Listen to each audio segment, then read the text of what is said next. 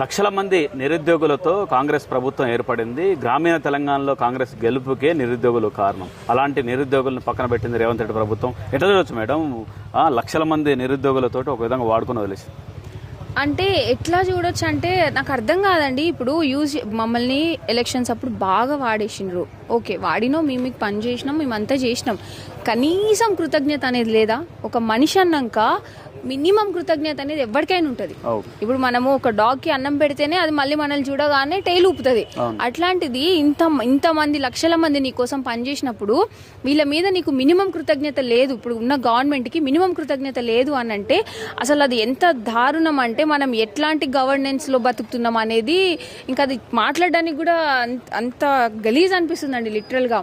ఇంతమంది రోడ్ల మీదకి వస్తే ఇప్పుడు అందరి ముందు నేనున్నా, కాదని నేను అనను, ఉన్న నన్నే ఇంత దారుణంగా ట్రోల్ చేస్తున్నావు అంటే నన్ను ఇట్లా చేస్తున్నారు, నన్ను ఇట్లా తగ్గిచ్చేస్తే నన్ను చూసి ఇంకెవడు ముందుకు రాకూడదనా? అదే కదా మీ ప్లాన్. ఇప్పుడు మీకు అంత చిత్తశుద్ధి ఉంటే నిజంగానే మీరు ఏం చేసేవాళ్ళు? మా ఇష్యూని సాల్వ్ చేసేవాళ్ళు. అది సాల్వ్ చేయడం పక్కన పెట్టి ఒక మనిషి మీద ఫోకస్ చేసి 2-3 మనుషులు వీళ్ళు పెయిడ్ ఆర్టిస్టులు అని చెప్పి ఇష్యూని అనగదొక్కడానికి చూస్తున్నారు తప్ప సమస్యని పరిష్కరించాలనే ఉద్దేశం మీకు లేనట్టయితే మాకు అనిపిస్తుంది.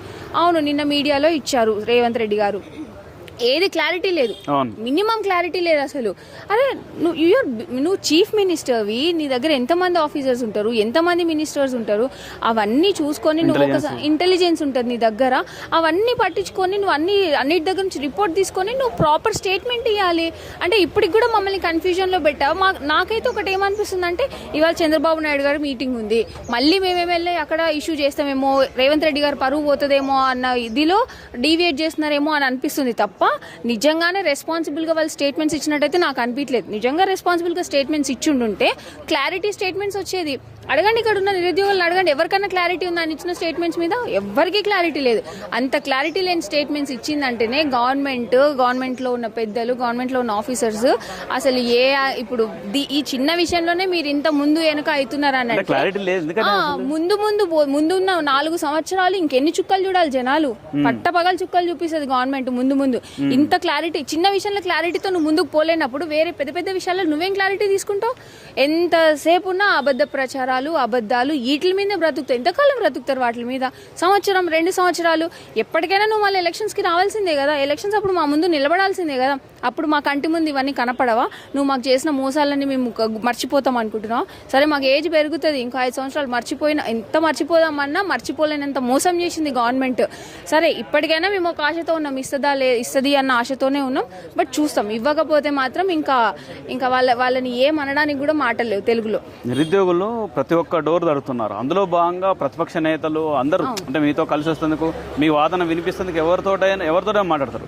అలా తప్పే ఉంది. ఫోటోలు బయటకి పెట్టి అంతా ఎట్లా తప్పు కదా? అదంతా ఏం లేదండి. నాకు ఒకటే అనిపిస్తుంది, ఎవరో ఒకరి మీద బట్టగాల్చి మీదేస్తే మిగిలిన వాళ్ళందరూ కామ్గుంటారు అనేది అనిపిస్తుంది. కానీ ఇవాళ నన్ను ఒక్కడివన్నా నువ్వు ఫీల్ అవుతున్నావు. నాతో పాటు మేమందరం కలిసి నడిచిన నా ఫెలో ఆస్పిరెంట్స్ వీళ్ళందరూ ఉంటారు. వాళ్ళందరూ నన్నట్టే నువ్వు ఈరోజు. నేను నిజంగానే పైసలు తీసుకొని నిజంగానే నేను పెయిడ్ ఆర్టిస్ట్ని అయితే వాళ్ళందరూ నాన్నట్టు. కానీ నేను తీసుకోలేదు. నేను నిజాయితీగా పనిచేసిన, నిజాయితీగా నా రైట్స్ కోసం నేను పోరాటం చేస్తున్నా.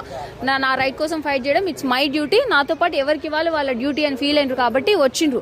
నా ఒక్క మాట బేస్ చేసుకొని ఎవరు రాలేదు.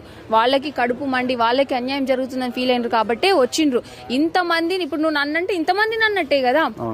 ఎక్కడికక్కడ పోలీసులను పెట్టి నిర్బంధించినావు కదా. ఏం సాధించినావు నువ్వు? ఫైనల్ గా ఏం సాధించినావు? ఇప్పుడు నీ మీద ఉన్న కోపం మాకు పోతుందా? పోదు కదా. నువ్వు ఏం చేయాలి? నీ మీద ఉన్న కోపం పోవడానికి ఏం చేయాలనేది ఆలోచించాలి. అట్లా కాకుండా నేను పట్టుకున్న కుందేలకి 3 కాళ్ళు, ఎంతసేపు ఉన్న లీగల్ ఇష్యూస్ ఇవే అని మాట్లాడుతున్నావు. కానీ నోటిఫికేషన్లోనే మెన్షన్ చేసినావు కదా. నువ్వు మెన్షన్ చేసి ఉంది ఎగ్జామ్ డేట్ కంటే ముందు వరకు నువ్వు ఎప్పుడైనా ఏమైనా చేంజ్ చేయొచ్చు అని ఉంది. అది చదువు రాదా? ఇంగ్లీష్ చదవడానికి రాదా మీకు? ఆడ చదువు కనిపిస్తుంది కదా. లేకపోతే చెప్పురు, మమ్మల్ని విలువండి, మేము ఎక్స్ప్లెయిన్ చేస్తాం. అది ఉండదు, ఇది ఉండదు. ఎవరో 2-3 తోతుల్ని అసలు ఏం సబ్జెక్ట్ లేని వాళ్ళని తీసుకుపోయి వాళ్ళని ముందేసి చేసి ఇంకా వాళ్ళు చెప్పిందే వేదం అని అంటే మరి ఇంతమంది ఇప్పుడు వాళ్ళు బాగానే ఉన్నారు, పవర్ ఉంది, అంత బాగానే ఉన్నారు, మరి మేమేమవ్వాలి? మాకు బాధ అవుతుంది, మేము మోసపోయినాం, మాకు ఇవ్వండి పోస్టులు ఇవ్వండి. నువ్వు 2-3 వేల పోస్టులు ఇవ్వనికనే ముందు ఆయన ఆడుతున్నావు, ఇంకా 2 లక్షలు అయినట్టు నింపేది నువ్వు ఇక నిన్ను ఇదే చేయలేనోడు ఇంకా జాబ్ క్యాలెండర్ ఇచ్చి 2 లక్షలు నింపుతావు అంటే ఇక మేము నమ్మాలి. 100% మిస్గైడ్ చేస్తున్నారండి, అది వెరీ క్లియర్. ఇప్పుడు బల్మూరు వెంకట్కి ఇక్కడ బల్మూరు వెంకట్తో తిరిగే వాళ్ళు ఎవరు లేరా? వాళ్ళెవరికి తెలియదా ఇక్కడ జరుగుతున్న అన్రెస్ట్ ఏంది అని తెలియదా? మీరు ర్యాండమ్ గా అశోక్ నగర్ లో పోయి ఎవరినో ఒకరిని పట్టుకొని అడగండి, చెప్తారు. అవును మీకు అన్యాయం జరుగుతుందా, న్యాయం జరుగుతుందా, వాళ్ళని అడగండి. మీకు అంత ఉంటే మీ ఇంటెలిజెన్స్ వాళ్ళని సివిల్ డ్రెస్ లో పంపించి అడగమని చెప్పండి, తెలుస్తుంది కదా మీకు. అట్లా కూడా ఎంతసేపు కొంతమంది అని చెప్పి కొంతమంది మీద మీరు ముద్ర వేయడం తప్ప ఆ మినిమం ఇంటెలిజెన్స్ రిపోర్ట్ తెప్పించుకోకుండా అంతెందుకు బల్మూరు వెంకట్ నేను అంటా, మొన్న గాంధీ హాస్పిటల్లో నువ్వు చూడలేదా? ఆ నైట్ వర్షం వస్తుంటే అంతమంది ఎందుకు వచ్చిరు? నువ్వేమైనా సెలబ్రిటీ అని చూడనీకి వచ్చిరా? కాదు కదా, అందరికి ఇబ్బంది అయింది, అన్యాయం జరిగిందనే కదా వచ్చింది. మళ్ళీ నువ్వు వెంకటూరు నుంచి దొడ్డిదారిన పారిపోయినోడివి. ఎందుకు పారిపోయినావు? నువ్వు కరెక్ట్ చేసినావు కదా, డిమాండ్లన్నీ పట్టించుకున్నావు కదా, ఎందుకు పారిపోయినావు? మమ్మల్ని ఎందుకు ఫేస్ చేయలేకపోయినావు? అంటే నువ్వు తప్పు చేసినట్టే కదా, ఒప్పుకున్నావు కదా ఇండియా, ఇంకా నువ్వు తప్పు చేసినా అని. ఇంకా కూడా నువ్వు రియలైజ్ కాకుండా ఇంకా అట్లనే ఈగోకి పోతున్నారండి ఇందులో. పక్కన బల్మూరు వెంకట్ ఈగోకి పోతున్నాడు ఇందులో. ఎందుకంత ఈగోకి పోవాల్సిన అవసరం ఏముంది? నీకేమొస్తుంది ఈగోకి పోతే? చెప్పు, మాతో పెట్టుకుంటే నీకేమొస్తుంది? లక్షల మంది జీవితాలు, ఇంతమంది జీవితాలు తాడుకుంటే మా ఉసురు తగులుతుంది తప్ప నీకేం రాదు పర్సనల్ గా. ఇప్పుడు నీకు పదవి ఉందని చెప్పి నీకు అహంకారం పెరిగి ఉండొచ్చు, పెంచుకో, నువ్వు అహంకారం ఎంతైనా పెంచుకో, కానీ మాకు చేయాల్సిన పనులు నువ్వు చేయాల్సిందే.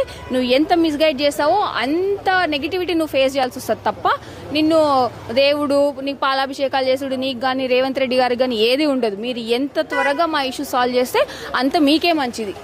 ఓకే రైట్, చెప్పండి. అంటే పెయిడ్ ఆర్టిస్ట్ అంటూ ఈ విధంగా నిరుద్యోగుల మీద కూడా అబాండరాలు ఇస్తున్నారు, అదంతా అవాస్తవం. అదే పోయినసారి వాళ్ళు కూడా అపోజిషన్ పార్టీలో ఉన్న వాళ్ళు మరి మా తరపు నుండి పోరాటం చేసిన వాళ్ళు కూడా శంకినే కావచ్చు కదా.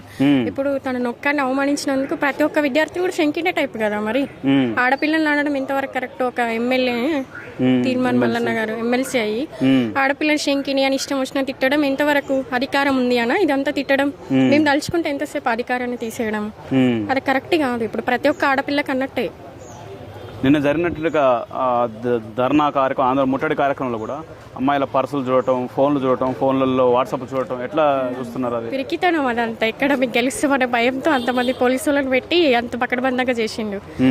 వాళ్ళ సైడ్ నిజాయితీ ఉంటే అవన్నీ ఎందుకు పెట్టారు కదా. ఇప్పుడు కూడా 1:100 గురించి అసలు కోర్టు ఇష్యూస్ వస్తాయి, అవి వస్తాయి, ఇవి వస్తాయి అని చెప్తున్నారు. అంతా అవాస్తవం కదా. ఆల్రెడీ కోర్టు చెప్పింది కదా ఇచ్చుకోమని చెప్పేసి. ఏదైనా సవరించి చేసుకోవచ్చు కానీ వాళ్ళు చేయట్లేరు. ఇప్పుడు ఆమెను అనడము ఒక్కదాన్ని అనడం కరెక్ట్ కాదు కదా. ఇప్పుడు చాలా మంది లేడీస్ వచ్చారు, చాలా మంది ధర్నా చేస్తున్నారు, అడుగుతున్నారు. వాళ్ళందరూ అదేనా? ఇప్పుడు వాళ్ళ ఇంట్లో ఆడపడుచులు కూడా ఇఫ్ ఇన్ కేసు అయినా ప్రాబ్లమ్ వస్తే రోడెక్కే సిచ్యువేషన్ వస్తుంది. ఇప్పుడు ఎమ్మెల్సీ కాబట్టి రాకపోవచ్చు, తర్వాత ఎప్పుడైనా రావచ్చు కదా. వాళ్ళందరూ శంకిని టైప్ అయినా అవమానించడం ఎంతవరకు కరెక్ట్? ఒక అధికార పదవిలో ఉండి అమ్మాయిని అట్లా అనడం ఎంతవరకు కరెక్ట్?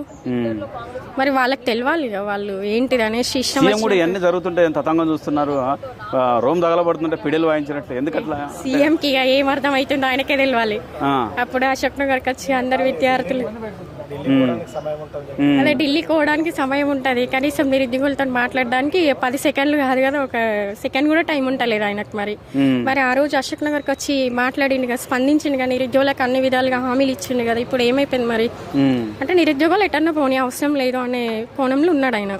వాళ్ళ ఇంట్లో కూడా ఆడపిల్లలు ఉంటారు కదా. అదే నేను చెప్తుండేంది, ఇప్పుడు ఆమె అంటే మమ్మల్ని అందరిని అన్నట్టే, ప్రతి ఒక్క ఆడపిల్లని అన్నట్టే. ఇప్పుడు పోరాటం చేస్తున్న ప్రతి ఆడపిల్ల, నిన్న వచ్చిన ప్రతి ఆడపిల్లని అన్నట్టే కదా.